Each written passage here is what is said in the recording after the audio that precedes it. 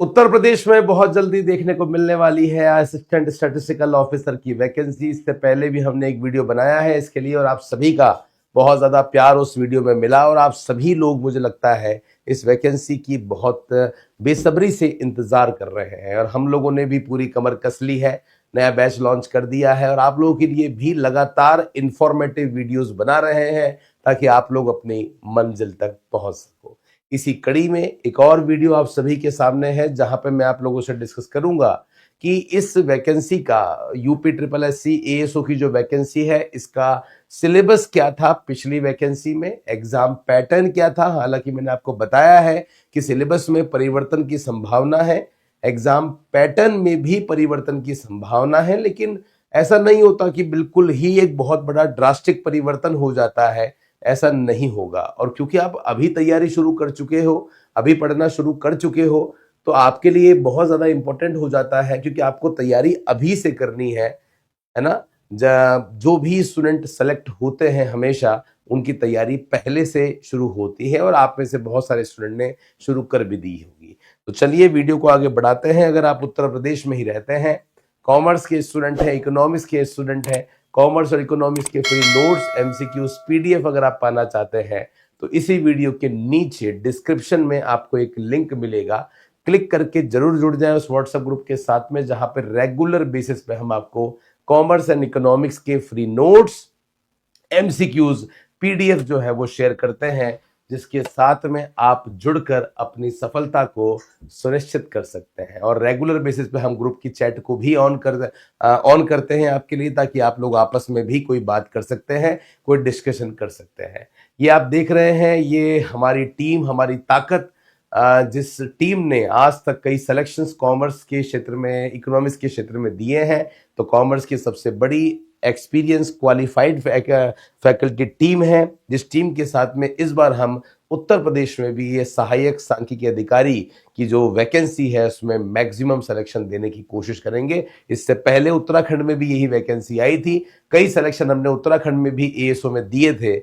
इस बार बारी आपकी है। सीधा मैं आपको लेके जा रहा हूं नोटिफिकेशन पे। जो पिछली बार का नोटिफिकेशन है, हमारा कोर्स लॉन्च हो चुका है। इसी वीडियो के नीचे आपको डिस्क्रिप्शन में एक और लिंक मिलेगा हमारी एप्लीकेशन का। एप्लीकेशन को आप डाउनलोड कर लो और डाउनलोड करने के बाद में ये 3 कोर्स आपको मिलेंगे। यूपी ट्रिपल एससी एएसओ है ना, इकोनॉमिक्स है, ये कॉमर्स का है और ये मैथ्स और स्टेट्स वालों का है। प्रीवियस ईयर पेपर्स के सॉल्यूशंस आपको यहाँ पे सभी को फ्री मिलेंगे, सिलेबस भी यहीं पे आपको मिलेगा। ओके, तो बहुत सारी चीजें हैं जो आपको हमने यहाँ पे फ्री में अवेलेबल करवा दी है और डेमो क्लासेस भी आपको यहीं पे मिलने वाली है। चलिए अब सीधा मैं आपको लेके जाता हूं, पिछली बार का जो आपका सिलेबस था वो क्या था और पेपर पैटर्न क्या था, इसी के बारे में हम लोग यहाँ पे डिटेल में जो है वो चर्चा करने वाले हैं। तो आप देख सकते हैं यहाँ पे ये जो मैं आपके साथ में अभी डिस्कस कर रहा हूं, ये आप देख सकते हैं, ये 8 जनवरी का है ना। ये जो हमें सिलेबस दिख रहा है ये 8 जनवरी 2020 का सिलेबस आपको आपके सामने दिख रहा होगा।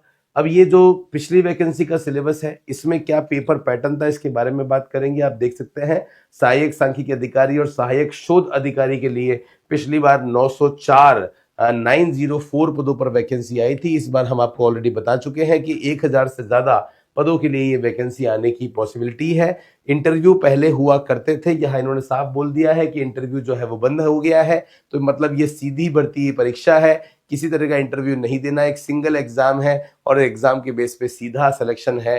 ये अपने आप में ही बहुत खास बात हो जाती है इस एग्जाम की। बात करते हैं सर पेपर पैटर्न जो है वो पहले क्या था, क्या इसमें परिवर्तन हो सकता है। पहले जो पेपर पैटर्न हुआ करता था उसमें 120 जो है वो क्वेश्चंस आते थे, 120 नंबर के, एक क्वेश्चन 1 नंबर का हुआ करता था। 120 को इन्होंने 4 भागों में बांट दिया है ना। 4 भाग कौन कौन से हैं, तो 30 नंबर का आपका सब्जेक्ट हुआ करता था और 30 नंबर का हिंदी, 30 नंबर का जीके जीएस और 30 नंबर का स्टैटिस्टिक्स। ये जो 30 नंबर का स्टैटिस्टिक्स है इसके लिए हमने अलग से कोर्स लॉन्च किया है जो मैथमेटिक्स और स्टेट्स वाले स्टूडेंट्स के लिए है। और जो कॉमर्स वाले स्टूडेंट हैं, जो इकोनॉमिक्स वाले स्टूडेंट हैं, उनके लिए सब्जेक्ट के कोर्स भी लॉन्च कर दिए हैं।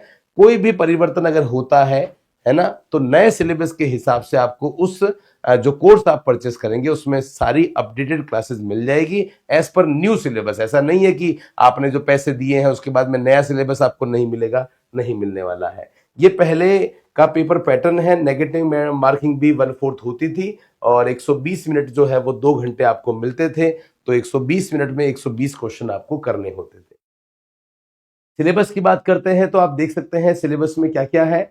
तो हिंदी था, हिंदी में आप देख सकते हैं अपठित गद्यांश था, पत्र लेखन है, वर्ण ध्वनि विचार है, शब्द रचना, शब्द प्रकार, ये टॉपिक आपके थे।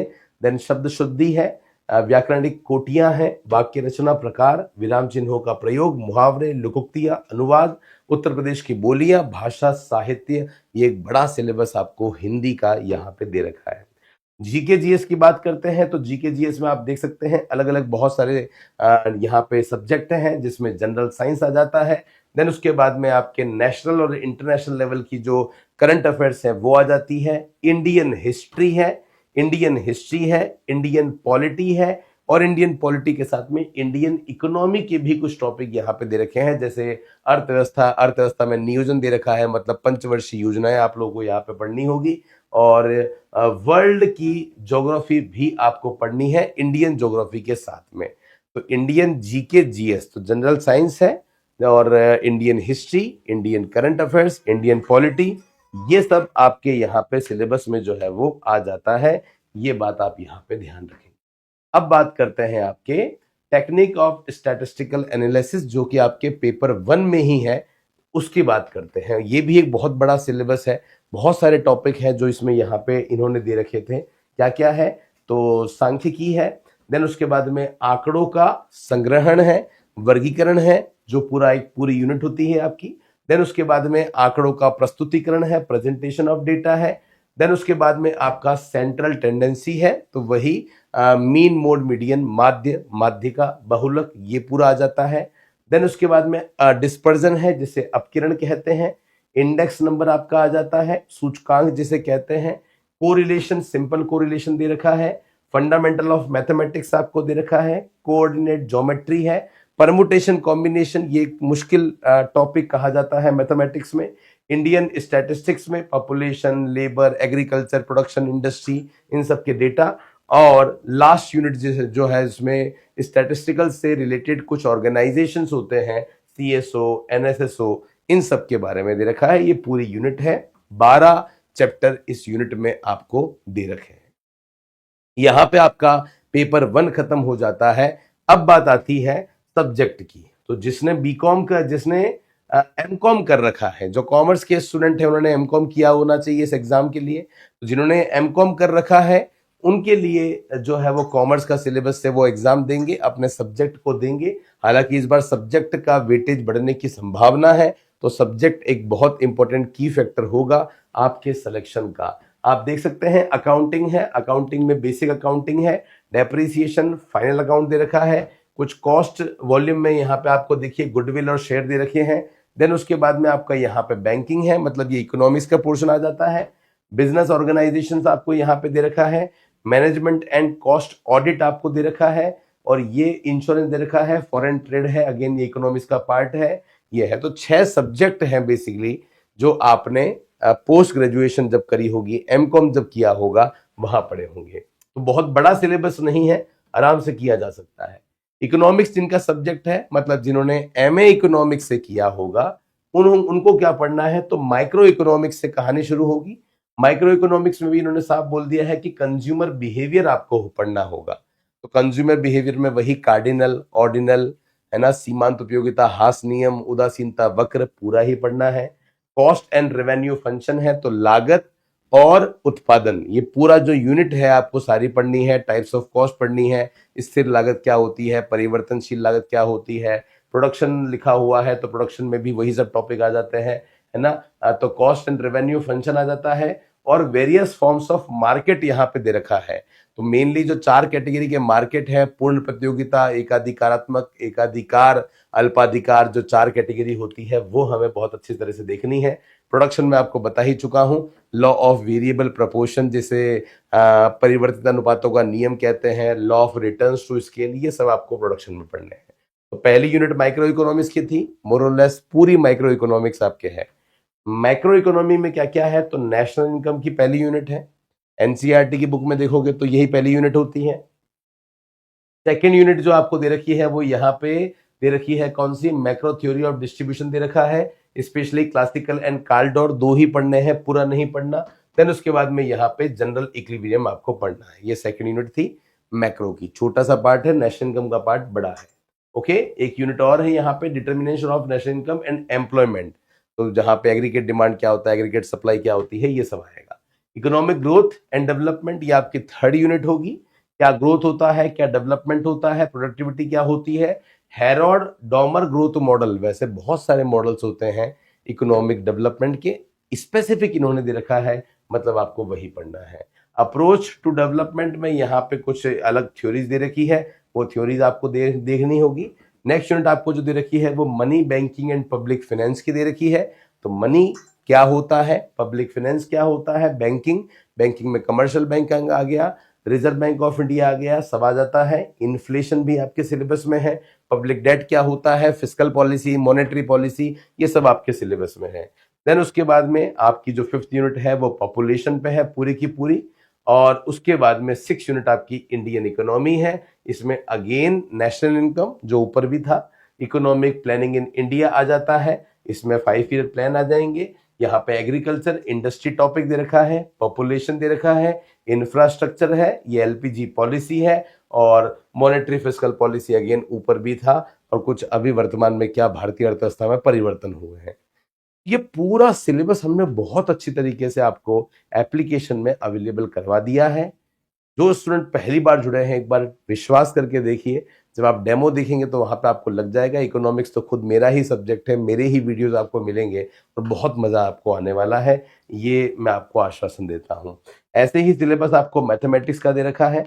मैथमेटिक्स में भी अगर आप देखते हैं तो एलजेब्रा है, मैट्रिक्स है, कैलकुलस है, डिफरेंशियल इक्वेशन आपको दिखती है, ज्योमेट्री है, मैकेनिक्स है, कॉम्प्लेक्स एनालिसिस है, लीनियर एल्जेब्रा है, एंड लैपलेस ट्रांसफॉर्म है। ये आपको जो है वो मैथ्स में दे रखा है। स्टैटिस्टिक्स में या मैथमेटिकल स्टैटिस्टिक्स में क्या क्या है, तो आप देखिए यहाँ पे प्रोबेबिलिटी आपको मिल जाता है, कन्वर्जेंस आपको मिल जाता है, हाइपोथेसिस है, एस्टिमेशन है, डिस्ट्रीब्यूशन आपको दे रखा है। ये सब टॉपिक आपके जो है वो सिलेबस में दे रखे हैं। तो मैंने आपके साथ में यहाँ पे कंप्लीट सिलेबस जो है वो डिस्कस कर लिया है। ये सिलेबस हम लोगों ने हमारी एप्लीकेशन पे भी अपलोड कर दिया है आप लोगों के लिए, ताकि आप वहां भी अच्छी तरीके से डाउनलोड कर लें। PYQs के जो पेपर हैं वो भी हमने वहीं पे अवेलेबल करवा दिए हैं, और बहुत सारे इंफॉर्मेटिव वीडियोस आपके लिए सब वहीं पे अवेलेबल करवा दिए हैं। कैसे इस एग्जाम को क्रैक कर सकते हैं, बेस्ट बुक कौन सी है, बहुत सारे सेशंस हैं। तो आप हमारे बैच में देखेंगे तो इंफॉर्मेटिव वीडियोस के नाम से एक फोल्डर होगा जो सभी के लिए ओपन है, सभी के लिए फ्री है, जो बहुत काम आपके आने वाला है। बाकी बैच हमारा बन चुका है, कॉमर्स, इकोनॉमिक्स सभी का बैच बन चुका है। एक बाइलिंगुअल कोर्स आपको मिलेगा, क्वालिटी में कहीं कोई प्रॉब्लम नहीं आएगी। रेगुलर बेसिस पे, डेली बेसिस पे टेलीग्राम पे इस तरीके से हम क्विज डालते रहते हैं, ताकि घर बैठे आपकी तैयारी बहुत अच्छे से हो सके। तो जिन्होंने टेलीग्राम ज्वाइन नहीं किया है वो जरूर ज्वाइन कर लें। और ऐसे ही जो क्वेश्चंस हैं वो हम यूट्यूब की कम्युनिटी में भी डालते हैं, ताकि आप घर बैठे तैयारी कर सकें। ऐसे बहुत सारे फीचर्स हैं जो आपको RPSC अड्डा की एप्लीकेशन पे मिल जाते हैं। सब्सक्राइब नहीं किया है तो जरूर सब्सक्राइब कर ले, बेल आइकन पे क्लिक कर ले। फिर भी कोई डाउट है, कोई समस्या है, तो आप इनमें से किसी भी नंबर पर हमें फोन करें, हमें मैसेज करें, हमारी टीम जरूर आपकी हेल्प करेगी और आपको सपोर्ट करने की। इस चैनल को सब्सक्राइब नहीं किया है तो जरूर सब्सक्राइब कर लेना। ऐसे ही इंपॉर्टेंट वीडियो के लिए मैं मिलता रहूंगा आप सभी से। तब तक के लिए टेक केयर, धन्यवाद, जय हिंद, वंदे मातरम।